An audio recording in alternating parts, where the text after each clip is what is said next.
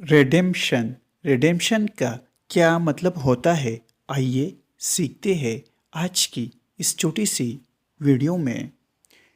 Redemption का उर्दू मतलब है तलाबी, निजात, कफारा या छुटकारा।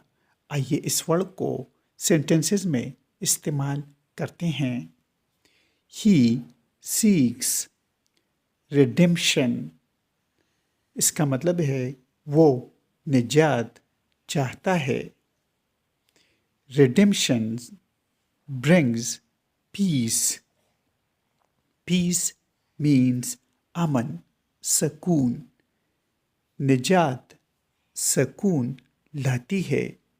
दोस्तों, चैनल को सब्सक्राइब करें और वीडियो को लाइक और शेयर ज़रूर करें। Thanks for watching this video.